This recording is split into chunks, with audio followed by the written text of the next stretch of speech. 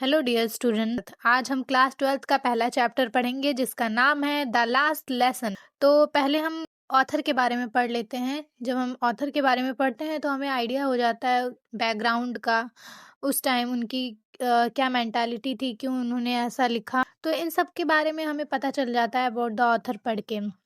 Author का नाम है अल्फोंस डॉडेट, जिन्होंने ये द लास्ट लेसन लिखा हुआ है। इनका बर्थ हुआ था 1840 में और उनका डेथ हुआ था 1897 में। ये फ्रेंच नॉवलिस्ट थे और शॉर्ट स्टोरीज लिखा करते थे। The last lesson is set in the days of Franco Persian war. ये जो लेसन है वो वार के टाइम पीरियड में लिखा गया है। 1870 से 1871 तक, लगभग एक साल तक प्रशिया और फ्रांस का वार चला था, जिसमें फ्रांस जो है वो प्रशिया से हार गया था। अब प्रशिया जो है, आप पूछेंगे, सोच रहे होंगे प्रशिया कौन सा देश है। तो आजकल जैसे जर्मनी, पोलैंड और ऑस्ट्रिया है, उसी का एक पार्ट हुआ करता था प्रशिया। इस चैप्टर में दो डिस्ट्रिक्ट हैं फ्रांस, जिनका नाम है एल्सेज और लॉरेन। तो ये दो डिस्ट्रिक्ट अब फ्रेंच के जो थे वो प्रशिया के हाथों में आ जाते हैं, क्योंकि फ्रेंच प्रशिया से हार चुका है। अब हम इस चैप्टर में देखेंगे कि वो जो दो डिस्ट्रिक्ट हैं एल्सेज लॉरेन, उसमें युद्ध का क्या प्रभाव पड़ा है उनकी लाइफ में, उनके स्कूल लाइफ में। अब आगे हम टेस्ट को पढ़ेंगे। यहाँ से टेस्ट स्टार्ट होता है। I started for school very let that morning and was in great read of scolding. तो यहाँ पे एक बच्चा है जिसका नाम अभी दिया नहीं गया है। वो एक स्टूडेंट है जो स्कूल के लिए लेट हो रहा है और वो डर रहा है, specially because M Hamel had said that he would question us on participle. डर इसलिए रहा है क्योंकि उसके टीचर, जिनका नाम यहाँ पर मेंशन है एम हैमल, वो उससे क्वेश्चन पूछने वाले हैं पार्टिसिपल पर। And I did not know the first word about them. और उस बच्चे को, उस स्टूडेंट को पार्टिसिपल के बारे में कुछ भी नहीं पता। For a moment I thought of running away and spending the day out of door. कुछ पलों के लिए वो सोचता है कि क्यों ना हम भाग जाएं घर से और स्कूल से बाहर रहें, घूमें। It was so warm, so bright. गर्मी का टाइम था। The bird were chirping at the edge of the wood. चिड़िया जो थी वो लकड़ी के पेड़ों के किनारे चहचहा रही थी। And in the open field back of the सॉमिल the Prussian soldier were drilling. और वहाँ ओपन फील्ड में वो देखता है कि प्रशियन के जो सोल्जर्स हैं वो ड्रिल कर रहे हैं, मतलब युद्ध का अभ्यास कर रहे हैं। It was all much more tempting than the rule of participle. अब वो बच्चा सोचता है कि क्लास में वो बोरिंग सा चैप्टर पार्टिसिपल पढ़ने से अच्छा है क्यों ना हम बाहर देखें, बाहर घूमें। But I had strength to resist and hurried off to the school.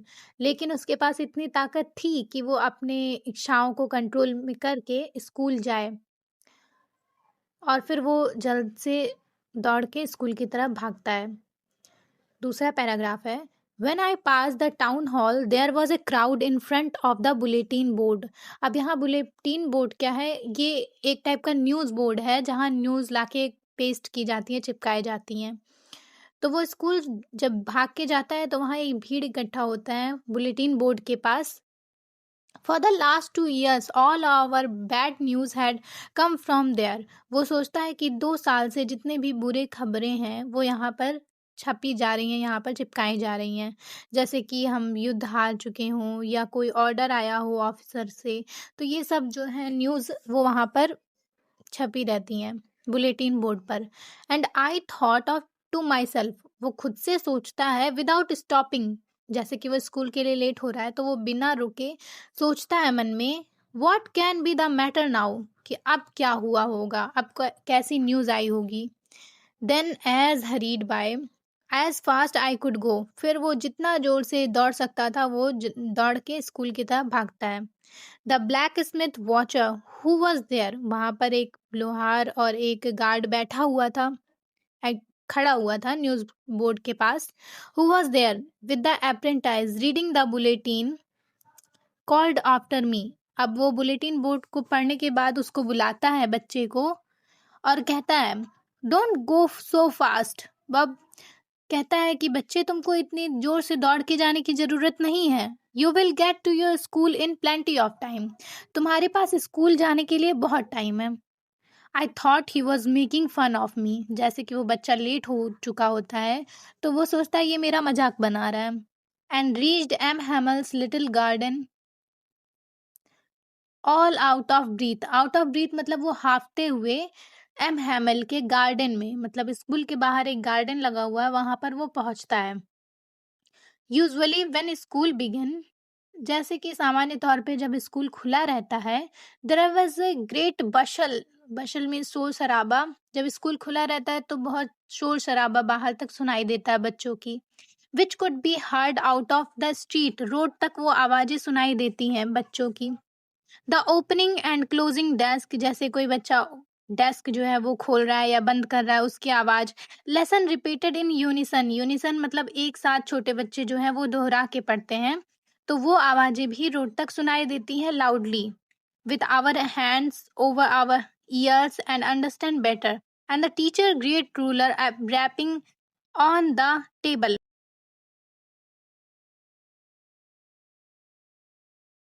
और वो ये भी इमेजिन करता है कि कैसे टीचर जो है वो रूलर अपने हाथ में लेकर, डंडा लेकर घूमते हैं इधर उधर टेबल के पास। But now it was all so still, I had counted on the commotion to get my desk without being scene.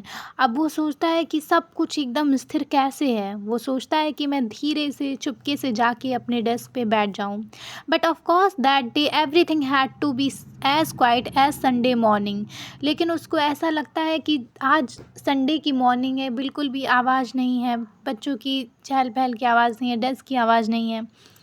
Through the window I saw my classmates already in their places. अब खिड़की से वो देखता है कि मेरे जो classmates हैं वो तो अपने जगह पे बैठे हुए हैं पहले से ही। एंड एम हैमल जो उनके टीचर हैं, walking up and down with his terrible iron ruler under his arm, अपने आर्म्स में रूलर स्टिक लेकर वो इधर उधर घूम रहे हैं। I had to open the door and go in before everybody. अब वो दरवाज़ा खोल कर आगे से, जैसे कि उसका प्लान रहता है शोर शराबा रहेगा तो वो चुपके से बैठ जाएगा, लेकिन सब कुछ साइलेंट है, तो वो सामने से दरवाज़ा खोलता है और जाता है क्लास में। अब यहाँ ऑथर बताते हैं कि आप इमेजिन कर सकते हैं, you can imagine how blushed and how frightened I was. वो बच्चा कितना डरा हुआ होगा, कितना शर्मिंदा महसूस कर रहा होगा, क्योंकि वो इतना लेट है और उसे याद भी नहीं है पार्टिसिपल के बारे में जो क्वेश्चन दिया गया था। बट नथिंग हैपेंड, लेकिन ऐसा कुछ नहीं होता है जैसा कि वो स्टूडेंट इमेजिन कर रहा होता है कि वो पनिशमेंट उसे मिलेगी, ऐसा कुछ नहीं होता। M Hamel saw me and said very kindly, M Hamel जो उसके टीचर हैं वो उसको देखते हैं और बड़े ही काइंडली वे में उसको कहते हैं, go to your place quickly, जाओ अपने जगह पे जल्दी से बैठ जाओ। लिटिल फ्रेंड्स, अब यहाँ पर हमें उस स्टूडेंट का नाम मिला है जिसका नाम है friends. We were beginning without you, वो काइंडली कहते हैं कि हम तुम्हारे बिना ही क्लास शुरू करने वाले थे, जाओ जल्दी अपने जगह पर बैठ जाओ। आई jumped over the bench and sat down at my desk, वो कूद कर जाता है अपने बेंच पर बैठ जाता है। Not till then when I had got a little over my fright did I see that our teacher had on his beautiful green coat, his frilled shirt, and the little black silk cap and embroidered that he never wore except on inspection or prize days। अब वो friend सोचता है, अभी तक वो डर में था, सर को देखा नहीं था अच्छे से, लेकिन डेस्क पे जाके जब उसकी नज़र पड़ती है उसके टीचर पे, तो वो देखता है आज उसके टीचर ने कुछ अलग पहना हुआ है। उन्होंने फ्रिल्ड झालरदार शर्ट पहना है, ग्रीन कलर का कोट, सिल्क कैप लगाए हुए हैं जो कि एम्ब्रॉयडर्ड है, जड़ा हुआ है। अब वो सोचता है कि ऐसा स्पेशल ड्रेस वो तभी पहनते हैं जब कोई स्पेशल डे होता है। Beside the whole school seemed so strange and solemn, और उसके अलावा भी उसको सारा स्कूल अजीब लग रहा था एकदम, क्योंकि शांति थी और गंभीरता थी। But the thing that surprise me most was to see on the back benches that were always empty the village people sitting quietly like our self. लेकिन सबसे अजीब चीज फ्रेंड्स के लिए ये था कि वो सीट्स जो पीछे की बेंचेस खाली रहा करती थी, वहाँ पर गाँव के लोग एकदम शांत अवस्था में बैठे हुए हैं, जैसे कि स्टूडेंट्स। ओल्ड हाउसर, वहाँ पर एक आदमी है जिसका नाम यहाँ पे ओल्ड हाउसर बोला गया है, विथ हिज 3 कॉर्नर्ड हैट, वो 3 कॉर्नर वाला हैट पहने हुआ है। The former mayor, the former post master and several other beside, और भी वहाँ पर कुछ रिटायर लोग हैं, जैसे कि फॉर्मर मेयर, रिटायर्ड मेयर है, पोस्ट मास्टर है और भी कुछ लोग आस-पड़ोस के बैठे हुए हैं वहाँ पीछे benches. Everybody looked sad and Hauser had brought an old primer. सब लोग वहाँ पर उदास बैठे हुए हैं और जो हाउसर है वो एक प्राइमर की किताब, मतलब प्राइमरी की जैसी छोटे बच्चों की किताब होती है, वो पुरानी किताब लेकर बैठा हुआ है। थम्ब्ड एट द एज, और किनारे पर अपना थंब अंगूठा लगाया हुआ है उस किताब की किनारे पर। And he held it open on his knees, और अपने नीज पे, अपने घुटनों पे उस किताब को खोले रखा हुआ है। With his great spectacled lying across the pages, और उसके बड़े बड़े चश्मे, स्पेक्टिकल चश्मे उस पेजेस पर पढ़ रहे हैं, मतलब उस पेजेस को वो पढ़ रहा है। While I was wondering about it all, जब मैं ये सब के बारे में सोच रहा था, M. Hamel mounted his chair, and in the same grave and gentle tone which he had used to me said, "My children." अब इन सब के बारे में वो सोच ही रहा होता है बच्चा कि एम हैमल जो उसके टीचर हैं वो अपना चेयर हटा के उसको बड़े ही प्यार से, बड़े ही जेंटल टोन में पूछते हैं, मेरे बच्चे, this is the last lesson I shell give you. ये हमारा आखिरी लेसन होने जा रहा है जो मैं तुम्हें पढ़ाऊंगा। The order has come from Berlin to teach only German in the school of Alsace and Lorraine. वो बताते हैं टीचर कि बर्लिन से आदेश आया हुआ है कि अब स्कूलों में एल्सेज और लॉरेन, जो कि फ्रेंच के डिस्ट्रिक्ट हैं, वहाँ अब सिर्फ जर्मन पढ़ाई जाएगी। The new master comes tomorrow. कल से आप लोगों के नए मास्टर आएंगे, नए टीचर आएंगे। This is your last French lesson, और ये आपका आखिरी फ्रेंच लेसन होने वाला है। I want you to be very attentive, और मैं चाहता हूँ कि आप सब लोग बड़े ही ध्यान से इस चैप्टर को पढ़ें। What a thunderclap these word were to me. वो बच्चा कहता है कि ये शब्द उसको इतने जोर से उसके भावनाओं को छू गए। Oh, the wretches! That was what they had put up at the town hall.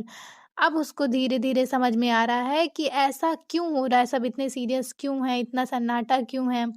My last French lesson, वो खुद को सोचता है कि ये मेरा लास्ट लेसन होने वाला है। Why I hardly knew how to write, वो सोचता है कितनी कठिनाई से मैंने इस भाषा को सीखा था। I should never learn any more, अब मैं इस भाषा को कभी और सीख ही नहीं पाऊंगा। आई मस्ट स्टॉप देयर, अब ये तो यहीं रुक जाएगी। Then oh how sorry I was for not learning my lesson, for seeking birds egg or going sliding on the Saar. अब वो सोचता है कि मैंने ये लेसन क्यों नहीं सीखा पहले अच्छे से। अब मुझे पछतावा हो रहा है कि अब मैं आगे मेरी मातृभाषा जो है उससे मैं नहीं सीख पाऊँगा। मैं, जब मेरा सीखने का समय था तो मैंने अपना समय बाहर चिड़ियों के अंडे देखने में बिताए या बाहर स्लाइडिंग करने में गुज़ारे। My books that had seemed such a nuisance a while ago, उसकी किताबें जो अभी कुछ समय पहले ही उसे इतनी भारी लग रही थी, so heavy to carry. My grammar and my history of the sands were old friends now. I could not give up. उसकी वही किताबें जो अभी तक उसको बोझ लग रही थी, अब उसकी पुरानी मित्र जैसे लग रही हैं। And M. Hamel too, the idea that he was going away, और एम हैमल जिससे वो अभी इतना नफरत कर रहा था, डर रहा था कि वो डांटेंगे, मारेंगे, पनिश करेंगे, वो उनके बारे में अब सोच के इमोशन हो रहा है। That I should never see him again, कि मैं अब उनको कभी दोबारा नहीं देख पाऊंगा। Made me forget all about his ruler and how cranky he was. उसके माइंड में जितने भी उनके बारे में इमोशंस थे नेगेटिव, कि वो बहुत ही खड़ूस हैं या बहुत स्ट्रिक्ट हैं, अब वो सब वो भूल जा रहा है और सोच रहा है कि वो अब मुझे दोबारा नहीं मिलेंगे।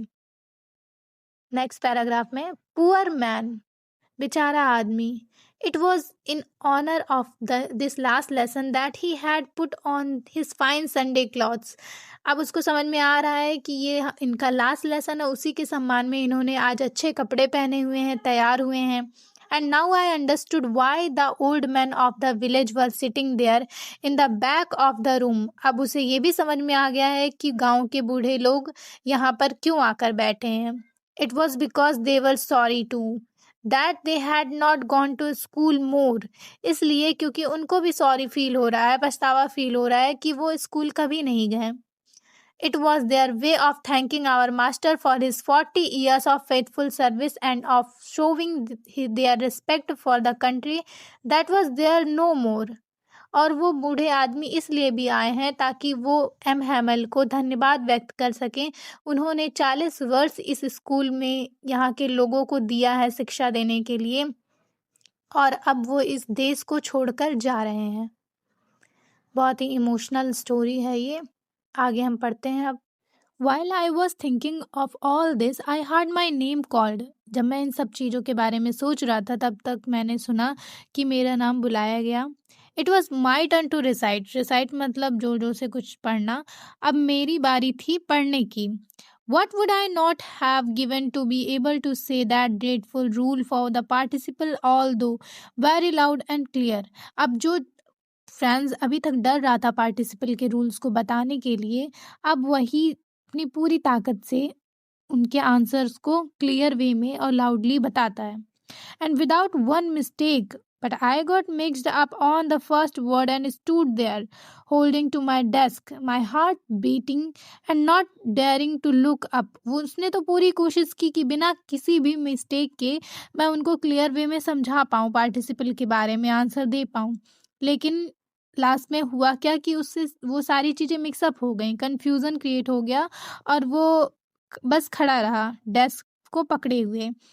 उसके हार्ट बीट तेज हो गए और उसकी हिम्मत नहीं हो रही थी कि वो अपने टीचर से नज़र मिला पाए। आई हर्ड एम हैमल से to me.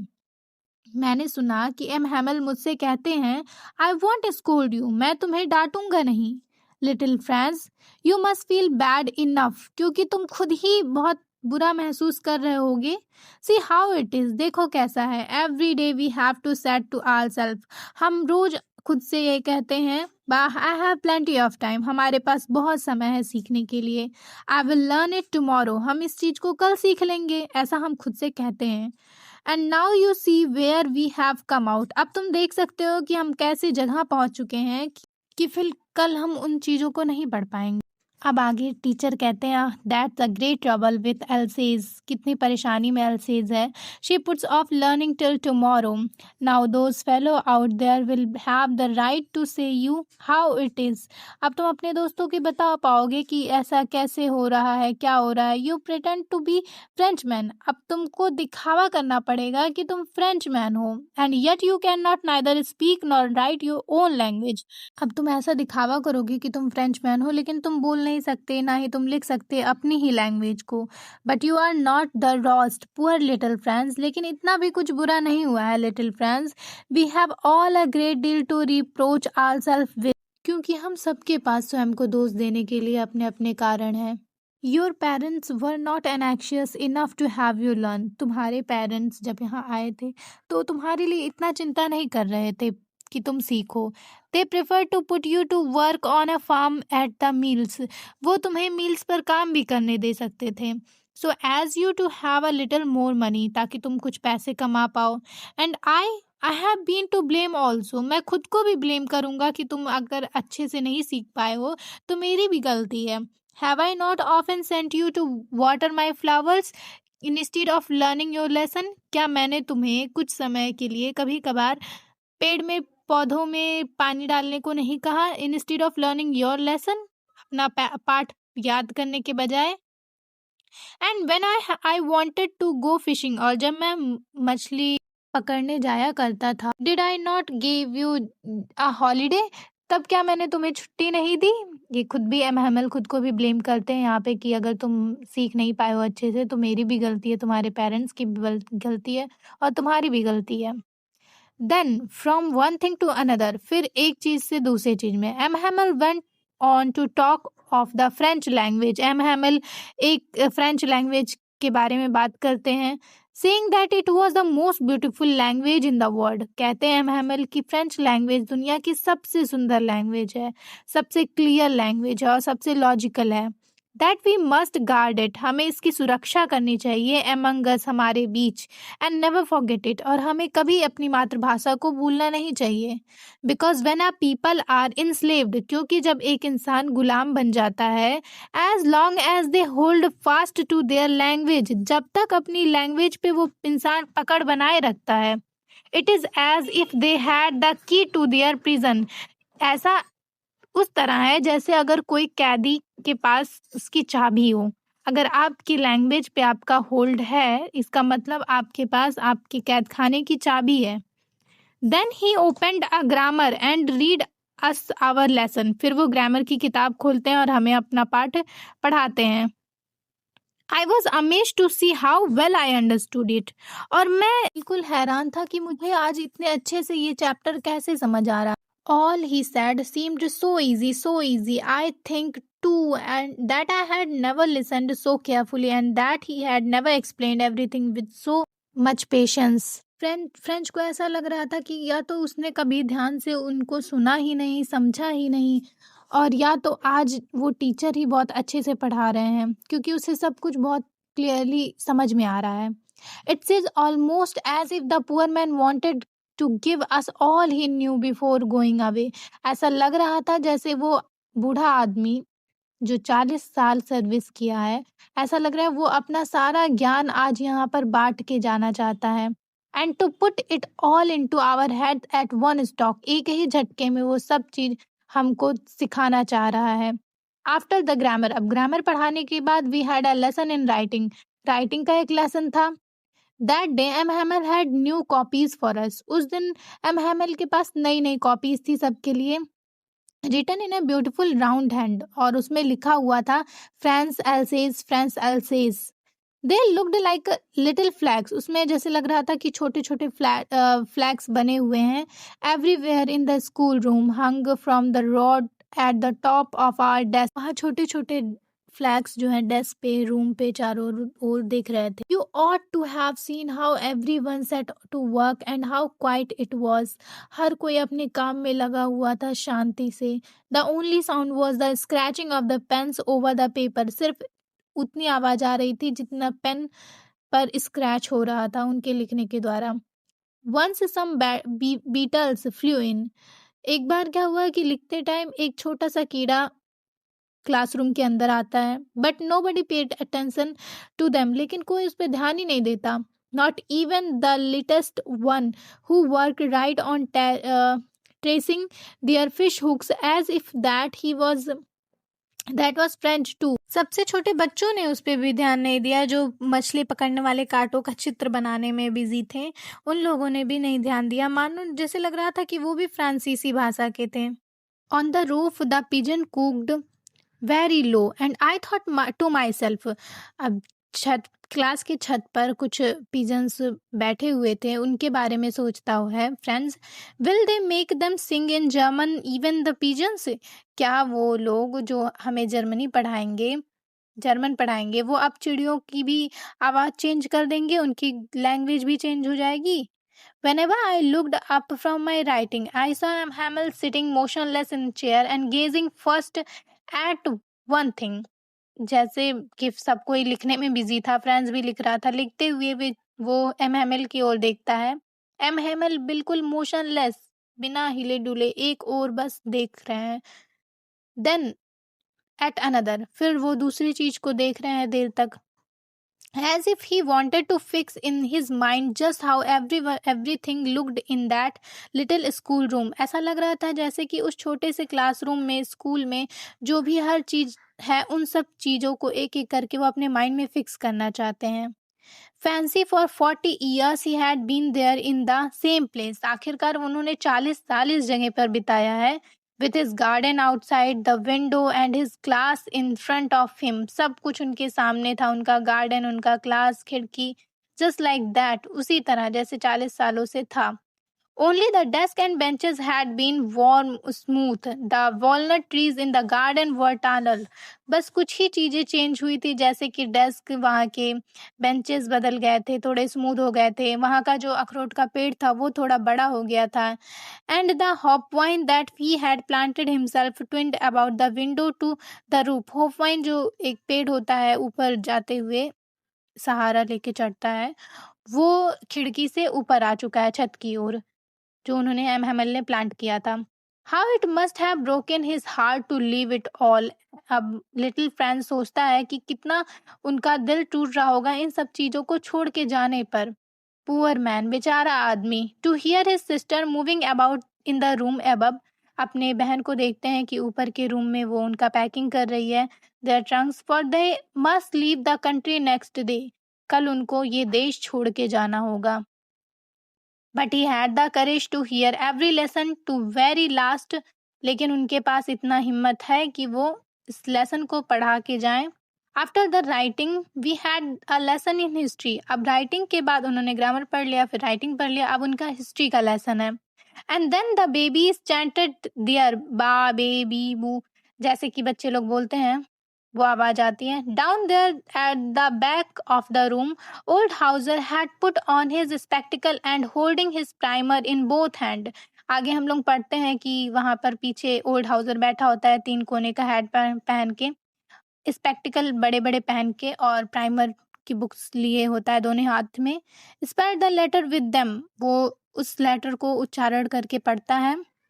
You could see that he too was crying. हम सब देख सकते हैं कि वो ओल्ड हाउसर भी, वो बूढ़े लोग भी, रिटायर्ड पीपल भी उस गांव के रो रहे हैं, इमोशनल में हैं. His voice trembled with emotions. उसके आवाज जो है वो कांप रहे हैं इमोशंस से. And it was so funny to hear him that we all wanted to laugh and cry. उसकी आवाज सुन के वो हंसता भी है और रोता भी है. How well I remember it the last lesson. वो याद करता है कि कैसे मैं इस चैप्टर को याद रखूंगा, इस लेसन को, हमारे आखिरी लेसन को याद रखूंगा हमेशा. At all at once the church clock struck 12, और फिर चर्च में 12 बज जाते हैं. Then the angelus at the same moment the trumpets of the Persians returning from drill. अब वहाँ जो सोल्जर्स ड्रिल कर रहे थे, युद्ध का अभ्यास कर रहे थे, वो अब वापस आते हैं. Sounded under the our windows, और खिड़की के नीचे से आवाज लगाते हैं. M Hamel stood up. M Hamel, वहाँ का टीचर, वो अब खड़ा होता है. Very pale in the chair, in his chair. अपने चेयर हटा के खड़ा होता है. इन वेरी पेल मतलब बहुत ही उदास है, उसका चेहरा पीला पड़ा हुआ है. I never seem saw him look so tall. मैंने उन्हें कभी ऐसे नहीं देखा. हेमल कहते हैं, my friends said he, I. M Hamel I कहते हैं, पर उसके सामने, उसके आगे वो कुछ बोल नहीं पाते. But something choked him. ऐसा लगता है कि उनका गला अवरुद्ध हो गया है, आवाज नहीं आ रही है. He could not go on. वो आगे बोल ही नहीं पाते हैं. Then he turn to the black board. अब वो ब्लैक बोर्ड के सहारे खड़े होते हैं. Took a piece of chalk, और एक चॉक का पीस अपने हाथ में लेते हैं. And bearing on with all his might he wrote as large as he could. जितना बड़ा हो सकता है उतने बड़े लेटर्स में वो लिखते हैं, वीवे ला फ्रांस, फ्रांस जिंदा रहे, ऐसा फ्रेंच लैंग्वेज में वो कुछ लिखते हैं.